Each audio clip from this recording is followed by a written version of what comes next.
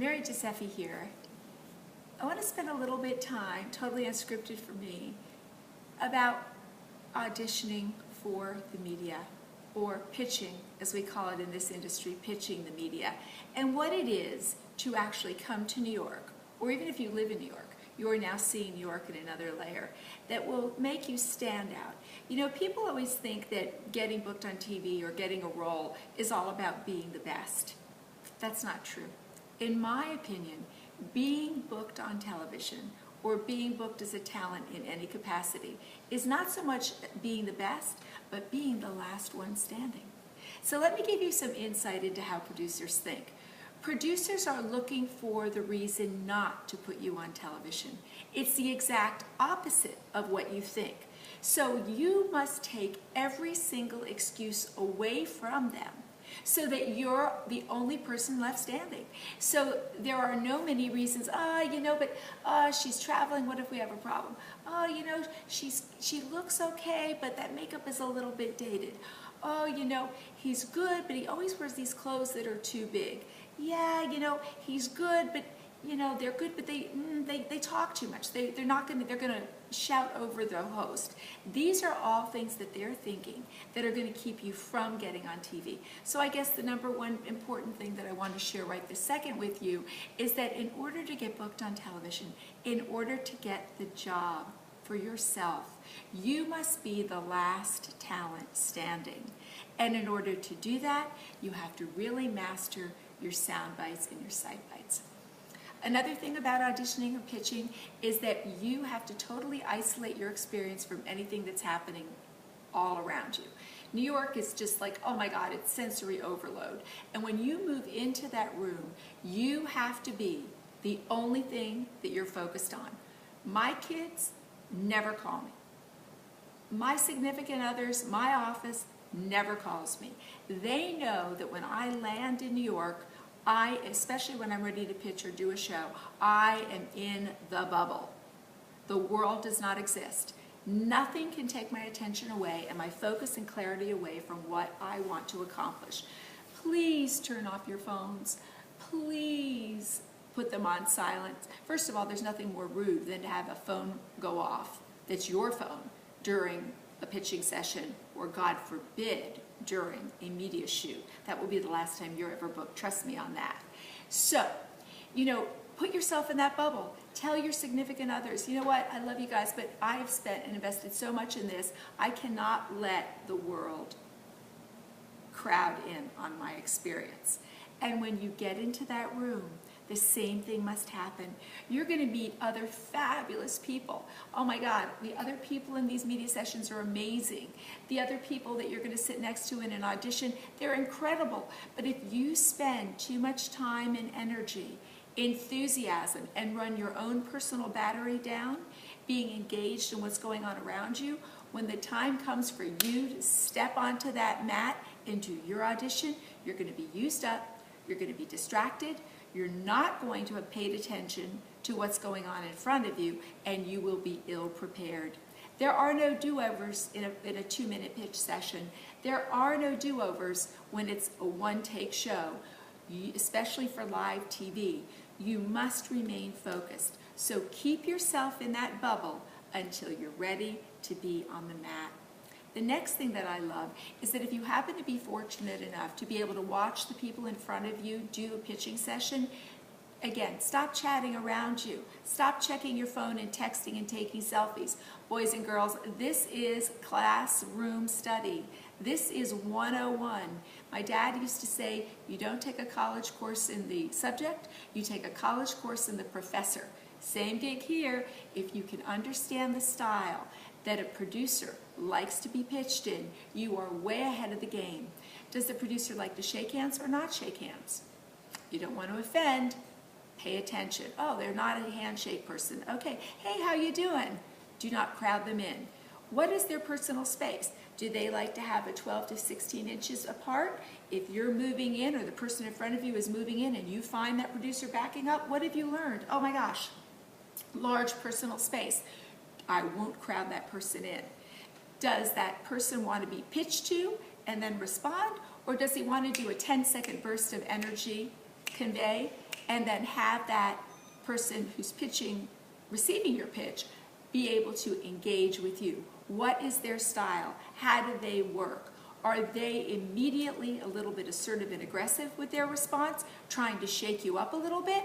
Or are they just really open people? All of this you can only learn when you are on deck, when you are the person before your turn. And if you waste that time checking your messages, you are going to lose the most valuable information you can garner at that moment, and that is the style of the person you're pitching to and what their comfort zones, red flags, and open season are. So always pay attention. Now, another thing that I see with people all the time when they pitch is that they bring the drama or the glory from one pitch to the next. Really bad, really bad. I know that you all have somebody that you know God has put you on this earth to be on their show. I get it. Guess what? They may not think so. If you go in and you have a bad audition, or if you have a big rejection, and you go around like this with a puss on, and you bring that through the other 8 that you do, or 10 or 12 that morning, you've ruined your chances. You have ruined your chances for all those other shows just because this one audition you didn't go well. Fight it. Forget it. Dance on. Isolated incident, gone. Move to the next one, brand new, because you don't want to carry over the last experience to this experience. I learned that many, many years ago when I was with Ford in New York, and I had 8 to 10 auditions a day. If one didn't go well, even though I did my best, maybe it just didn't line up, I can't carry that negativity to the next audition. Always start fresh. Now the same thing happens, and I've had so many media attendees come to me and say, oh, I don't care what happens the rest of the day because I had this great audition with so-and-so and they promised to book me. No, you've invested a lot in yourself and a lot to get to New York, to do this event. You know, it's not worth the paper it's written on until it's in the box, in the can, and you are booked, you shot it, and you see yourself on TV. That's when it's done.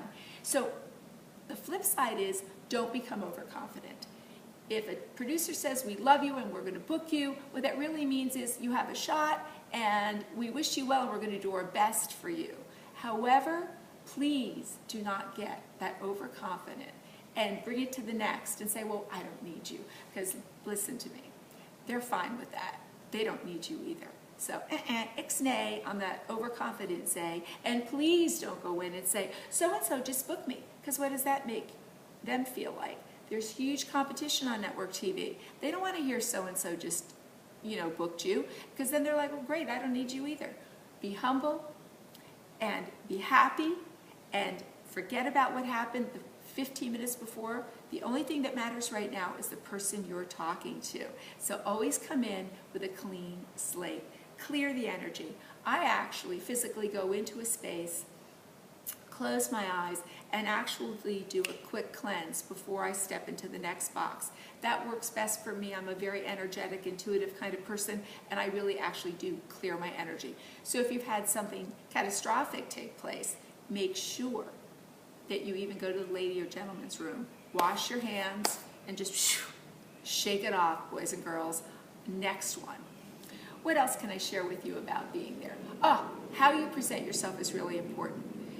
Don't get bogged down with your stuff. The worst possible thing you can do is show up with letters and portfolios and purses and papers and books and props and all this stuff. What happens is that becomes such a big, dog and pony show that you totally are not capable of delivering your message. If your pitch is good, you can send them the books, the tricks, the cards, the props, and anything else that you want to share with them later. You are there to have a conversation. And if that conversation is golden, you're going to have the opportunity to bring everything else forward that you want. Carry your papers in one small thing. I carry it just in a little portfolio, okay? Don't have a bag that doesn't match your outfit or an old, worn-out briefcase, which I see over and over again. That does not speak for you. If you have a brand new outfit, great shoes, and then you come in with your stuff in a shopping bag, what does that say? That says, I'm still disorganized. Reduce what you bring into the room. make sure it all looks good, just like you do. Speak first, have the one thing that you're going to leave with them. Oh, and when they want to hear from you again, make sure you ask them, in what form would you like to hear from me? Phone, fax, yes, there are producers that still receive faxes, email, or snail mail. And please speak in their languages. You know, we talk about the 5 love language. Well, this is the 5 love languages of how to get on TV. Always communicate in their preferred format of communication. That will put you way ahead of the pack. What else can I share with you about being in the room? You know, having your energy up. Oh, always bring a second outfit with you wherever you go. I mean, I'm not saying you should take a second outfit with you, you know, into the room, but always have a backup. You make it through day 1, okay, but if you have a morning and afternoon or something, you know, the coffee always finds its way onto your tie. The spot always finds its way onto your skirt. So make sure that you have a backup in your room or somewhere handy just in case you have to change in the day. Disasters do happen. Make sure you take care of your sleep in New York. It's an extremely exciting place to be, but remember, you are there to get yourself on national television, to get yourself on radio, to talk to directors, to publishers, and the only way that you can really do that is by bringing your A game forward. Take care of yourself first in New York. If something looks risky, don't eat it. If some place looks risky to go, don't go there. If something looks like it might be too much of a late night out for you, don't do it. Party later. You're only there in the great state of New York to do one thing, and that is to get the job you came there to do done successfully for you. So pull your energy in. Sometimes we have to say no to those great invitations that are out there in New York. You know, come a day early. I would much prefer if you stay a couple days late because you always want to be great for that.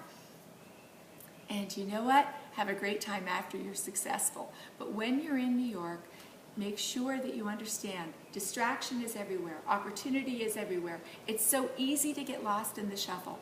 But those of us who have worked in New York our entire careers and are still working in New York know that when we arrive with one thing in mind, and that is to succeed and grab that brass ring on whatever opportunity we came there to manifest. So the Big Apple is awesome.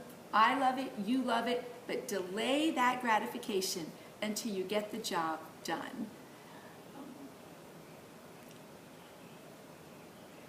I think other than that, be on time, be early, place yourself right, always be respectful, good manners count, look good, feel good, dress well, have fun, and remember that producers are people too. You know, a lot of times we get afraid when we're ready to pitch. Oh my gosh, I mean, you know, when you pitch 8, 10, 12 times a day, you kind of lose the fear because it's just an exercise. But when you come to New York and you prepared so hard, it's really, really easy to get nervous, to get insecure about what you know. And remember this, at the end of the day, a producer is just a person.